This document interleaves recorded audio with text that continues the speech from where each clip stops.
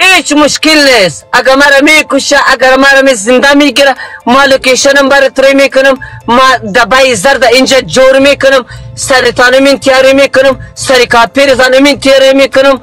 هیچ مشکل نیست. سری هر کس افغان چی مشکل داشته باشه سری اون تیاری میکنم. هیچ مشکل نیست. کلی مرا خواندم، بی غیرت نیستم بچه. با انگلیسی بخوان، با انگلیسی بگو که من انگلیسی را یاد ندارم، با پشتو با پارسی برات میخوانم. هیچ مشکل ندارم. بگو با پشتو هم بگو، با فارسی هم بگو. هیچ مشکل ندارم. هیچ. حالا تو در امریکا آمدی به خاطر از طالب گرفتی، حال اینجا مردم آمریکایی نه به خاطر معیشت آمدم. یک پناهجوی افغان به اتهام تهدید انفجار در تگزاس دستگیر شد. وزارت امنیت داخلی آمریکا از بازداشت یک پناهجوی افغان به نام محمد داوود الکوزی خبر داد که در ویدیویی در شبکه اجتماعی تیک تاک تهدید کرده بود با ساخت بمب یک ساختمان در فروتروس تگزاس را منفجر کند.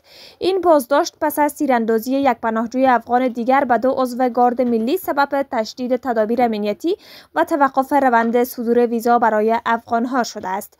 وزارت امنیت داخلی آمریکا از بازداشت یک افغان به اتهام تهدید به انفجار یک ساختمان در تگزاس خبر داد. تریشا مکلافلن، معاون وزیر امنیت داخلی ایالات متحده، روز شنبه در پستی در صفحه اکس هویت این فرد را محمود الکوزی معرفی کرده و گفته که او در ویدیویی در تیک تاک تهدید کرده بود که با ساختن بمب یک ساختمان را در منطقه تگزاس منفجر می سازد. مکلافلن افزوده که این تب افغان 3 شنبه هفته گذشته و 1 روز پیش از حمله یک تب افغان دیگر به 2 عضو گارد ملی آمریکا توسط نیروهای امنیت عمومی تگزاس و BIE بازداشت شده بود. او جزئیات بیشتر ارائه نکرده و افزود که محمد داوود الکوزی در جریان عملیات خوشامدگویی به متحدان در آمریکا منتقل شده بود و حالا متهم به تهدید تروریستی است.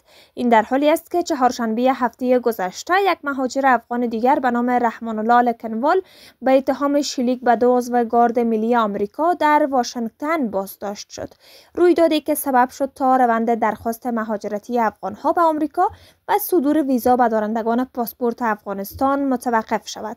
به دنبال رویداد تیراندازی بر اعضای گارد ملی آمریکا و همچنان بازداشت محمود داوود، پناهجوی افغان، به دلیل تهدید تروریستی، وزارت امنیت داخلی آمریکا گفته است که افغانهای مجرم را باز می‌گرداند.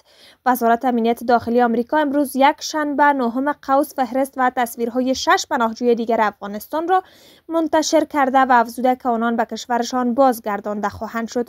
این وزارت یک پناهجوی افغان به نام ذبیح الله مهمن را به اتهام تجاوز جنسی با یک دختر خردسال بازداشت کرده بود. همچنان وزارت امنیت داخلی آمریکا اضافه کرده که دولت بایدن بسیاری از افراد را بدون بررسی هویتی وارد کشور کرده است. این وزارت افزوده که آمریکا نباید خشونت افراد را تحمل کنند که اصلا نباید اینجا باشند.